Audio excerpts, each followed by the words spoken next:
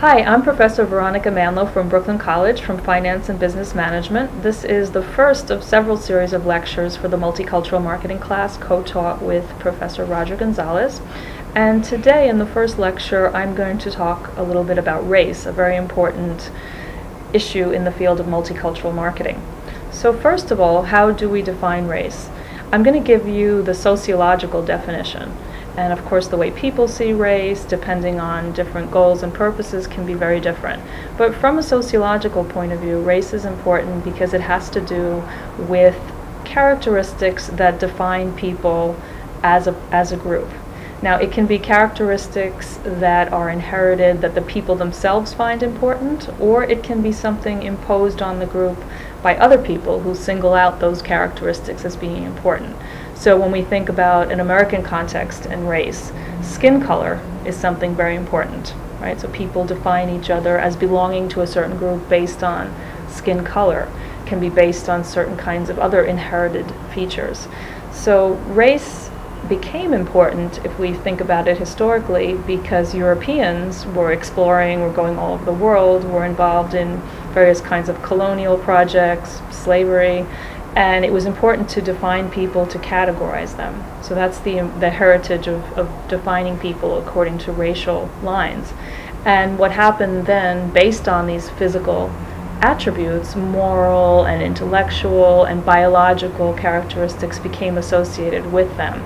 But from a scientific point of view, whether you talk to scientists who are biologists or anthropologists, there's no basis for dividing people according to race. So the categories that we consider racial categories, there's as much variation within these categories than as there is between categories. So there's really no subspecies we can talk about based on racial characteristics. In fact, as human beings, we're all part of the same species. So there's really no scientific basis, but race is important to people, and therefore it's important for us to understand. So it's important sociologically, it's important culturally, it's also important individually for people to define themselves. So that's one of the reasons we decide to talk about race.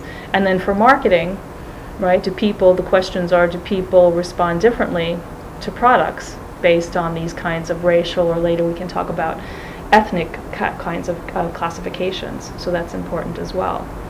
So from a marketing point of view, from a social point of view, from a cultural point of view, race is important. So let's think about the major categorizations. And it's interesting to think about, for example, if you think about white, black, Asian, these categories really have no meaning in and of themselves. So if you look at black as a racial characteristic, you have people from all over the world, from different countries. There is nothing particularly uniting people who are classified as black. So it's a way of putting people in a certain group. And you could argue in the US context, now we have the civil rights movements in the 1960s, we have that as evidence of a situation where people felt that there was an unequal treatment. And we certainly know historically, in the case of African Americans brought to this country as slaves, that there was a very unequal, separate kind of situation. So black has a kind of subjugated and other connotation in the United States, because think about, for example, up until perhaps the 1930s, you had crime statistics. You had statistics based on the number of Greeks that were committing certain crimes, or Italians, or Haitians, Jamaicans, but you didn't have the concept of race. Now when we talk about crime, we talk about incarceration, we talk about black, we talk about white, we talk about Hispanic, and we see these people as a particular whole, as a unit.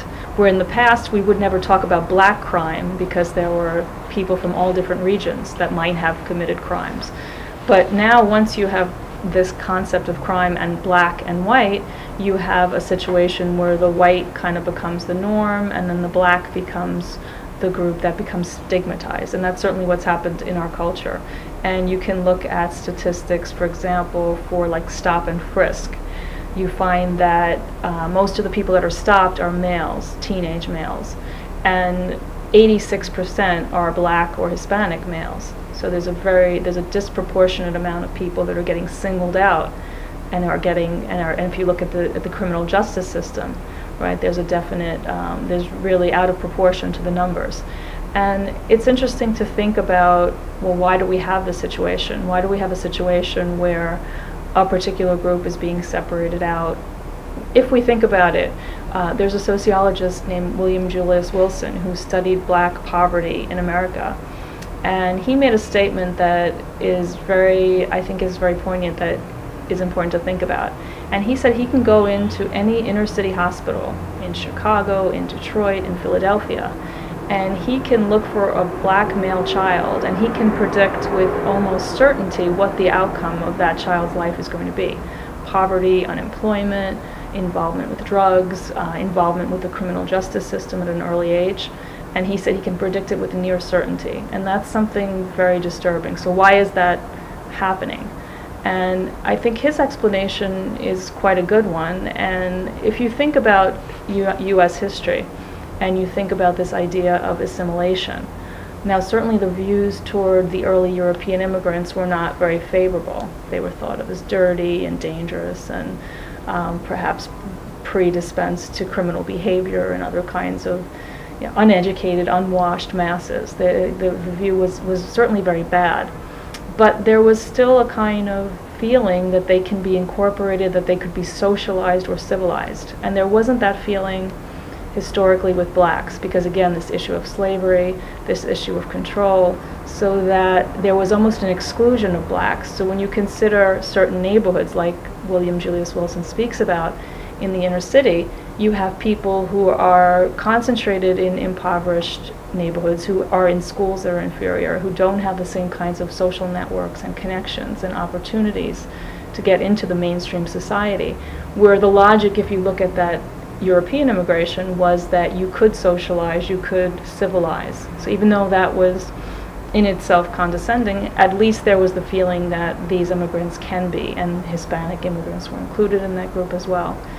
And so you had this in the beginning, before there was a larger, when you have larger population, then you see that, so we have the white and black distinction in the 20th century when you have more and more Hispanic immigrants, because we always had Hispanic immigrants come in the 1600s and the 1700s, but they were assimilated into this mainstream white population. So only when you have larger numbers, and the same thing happens with Asians, when you have larger numbers in the 1960s, for example. So before there were exclusion acts that didn't even allow Asians to become citizens, or didn't allow Asians in the 1800s to come to the country, except for some exceptions of work programs.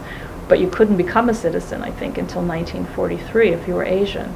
So when you get significant numbers, then you have this idea of dividing the races into these, or dividing people into these racial groups. And so blacks had this historical stigmatization based on, I think for the average person, based on skin color, based on appearance, that continues. And so certain black communities were excluded, were set off from the other communities, and people were kind of more or less left to their own devices. And that wasn't so bad when you had jobs, when you had factory work, where you had the possibility for a black man, for example, supporting his family, being able to have a good wage, working in a blue-collar job. Once you have deindustrialization, then these black communities that were set off and that were not thought of as communities that should be integrated into the mainstream, but that should be kept separate, started to become impoverished and had all types of difficulties that arose from that kind of separation. Where again, the European communities, some of the Hispanic, once the Asian communities were becoming more and more accepted, then you had this idea of integration. And so you had the mainstream, everyone getting into the mainstream. And it's interesting to think, when we think about these racial categories, black, white, so we have this stigmatization that is associated with being black historically. Maybe that can be changing, maybe that is changing in some ways, certainly to some extent, but that's the history. And then you have the white population where every other group gets absorbed. And then the Asians. So in the 1960s, when you have changes in immigration, you have more Asians coming to the United States, you have this idea of the model minority, which is interesting. So opposed to, so you have now, let's say black, let's just think about black, white, Asian. So the black is the stigmatized group that can't be socialized or can't be civilized into the mainstream, that might have been the dominant ideology. And the civil rights movement, of course, challenges that But then what happens after the civil rights movement, you have this increasing support for a kind of criminalization or federal support for laws that increase incarceration and other problems that keep black people in a separate category. Now it's interesting to think about the Asian migration. You have situations, it started to be noticed in the 1960s. Well, a lot of Asians are earning pretty good incomes if you take the family as a whole. So even incomes that might be surpassing the white American household, where in the black American community, the salaries are plummeting or going much down because most people that were involved in the blue-collar jobs lose the jobs. And you didn't have as much of a professional class as you did in the white population. So in the Asian population, you have families coming in, working together, pooling resources, and many more children as a result of having this kind of background where if you're in the inner city and you're in a single-parent household, a female-headed single-parent household, you know, you're often going to have many disadvantages just economically speaking. Whereas in the Asian family, there is money. So more in those kinds of situations, traditional families. And so this idea of the model minority, you look at the numbers, more Asians are going to college than white Americans, the incomes are up there, even though maybe 10 people are working to get that income in the early 1960s, mid-1960s, but the ideology of the model minority. So you have stereotypes that form around the racial groups, crime, poverty attributed more to the black community. Now you have also with the greater Hispanic immigration, you have something new in that particular community. So Hispanic, which was really never thought of as a race. There were different ethnic groups from Cuba, from Puerto Rico, from Dominican Republic, and also for political purposes, as you can imagine. Sometimes people themselves want to be united with other people, to have more political power, to have resources. So there's that aspect as well. It's not always imposed on other people, but you start to have this consciousness of now a Hispanic race. And so what happens now, you have associations, because you have a lot of immigrants coming that have very little money, coming from places to seek work, to seek a better future for their children. So you have a situation where now Hispanic becomes associated with illegal. And if you look at various surveys, the Pew Institute has done recent surveys on discrimination within U.S., particularly in relation to Hispanics, and one of the main areas that Hispanics cite as being a main cause of discrimination is this perception of being an illegal alien. So it doesn't matter if you're here for 4 generations, 5 generations, if you were born here, the idea that Hispanic equals foreigner, equals somebody who came in illegally. So that is associated and attributed to the Hispanic community. So you have a certain kind of stereotype. And if you think about other cultures, I mentioned earlier about Europe and how the concept of race becomes important to Europeans because of colonialization, because of exploration, the idea that we're going to understand the people of the world, their cultures, and also attribute, again, characteristics to people based on those kinds of racial groups that they're divided into. The European Union, for example, outlawed the idea of dividing people today according to race. So you'll find that certainly they'll talk about, and there is a consciousness that people are discriminated against based on categories that people attribute to them, but it's not considered appropriate, or it's considered completely outlawed and backward to categorize people in terms of race. So if you're in France, if you're in Italy, you won't keep statistics, the government won't keep statistics based on race, as we do very much here in the United States. If you look at our census, if you look at all kinds of social science or business or marketing research, we always want to know about race, we want to know about ethnicity, we want to know about somebody's religion. So that is not considered something that can be asked. And there's also, because again, that history of colonialism, so there's that. Now to start to think about marketing. Why is race important to marketing? And it's only important, again, because people define and separate themselves according to race. And I was kind of giving you the more negative aspect of, again, coming from a kind of colonial mentality, justification for slavery, where you need to separate people and say that people of this race have these characteristics, or as we looked at in the more positive case, looking at Asians and saying, well, Asians are the model minority.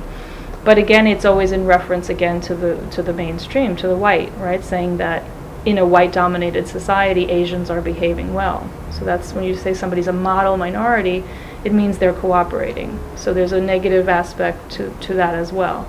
And we talked about Hispanics and the connotation of being foreign, of being illegal, of not being assimilated, which didn't exist before when we didn't have that racial designation of Hispanic, because it was somebody who was like an Italian or like somebody coming from Germany assimilated into the mainstream. So for marketing, why is it important? And on the positive side, if we think about in the 60s and the 70s, a consciousness around being black is beautiful, people discovering or people embracing a cultural or ethnic heritage or racial identity, especially in the case of, if we think about African Americans who were marginalized, who were stigmatized, and instead saying that this is something that unites us as people, something that's positive, something that can be politically and socially constructive to have a black identity. So there's that positive aspect which exists, because again, race is what people make it. And so I think marketers are looking at it from that cultural perspective. They're not trying to say that people are superior, inferior. That type of ideology is not present, except that I suppose you might find in taking the white population as the norm, there is that kind of privileging always of white over other groups. And the idea even of multicultural marketing, to have it, means that they're not, people in those groups have not been historically included and should be. So there is that aspect that perhaps one could say we'd like to move beyond. And then there's the two aspects. So multicultural marketing, on the one hand, thinking about people being culturally different, having different norms, having different kinds of attitudes, behaviors that are going to affect them personally in their family life, in their relationships, and also in their identity as a consumer. So there's that cultural aspect when we think about race in terms of marketing, or ethnicity for that matter. And then there is also the idea that we need to recognize that we are a more multicultural society, and that, like you must notice in most movies, in most TV shows, in most advertisements, 99%, I think it might be safe to say, of the main characters, the people that are highlighted, the celebrities that we talk about are white. That may differ in certain kinds of fields of popular culture and music, etc. But for the majority of people that we encounter, whether they're newscasters or people in the media, are white. And so the multicultural, on the other hand, aspect is to say, how can we integrate, how can we make a product, a brand, more representative of the nation as a whole, and how can we become, how can everyone be more multicultural? And so I think a lot of companies, instead of thinking only about reaching out to Hispanics as a separate group, or to African Americans, or to Asians, companies are also thinking about how can we take our general marketing and make it more inclusive, so that we don't have to necessarily reach out separately, but we can be multicultural as a company and reach out and give a message that embraces the way America is becoming, and that doesn't privilege just one group as the norm, which has historically been the white race. So multicultural marketing is also about getting away from that on the positive side, but there is the aspect of separation and that always arguments, and we're going to talk about that in other videos, of acculturation and of stigmatizing or into a particular category based on one thing. So you're not only Cuban, you can also be Jewish, you can also be an accountant, you can also have other kinds of identities that define you. And it shouldn't be limited to just either race, ethnicity, religion. You have to look at the entire picture. And so that's why marketing becomes more and more complicated as people become more individualized and more complex. So thank you very much for listening, and we will continue in further lectures to talk about other areas of multicultural marketing.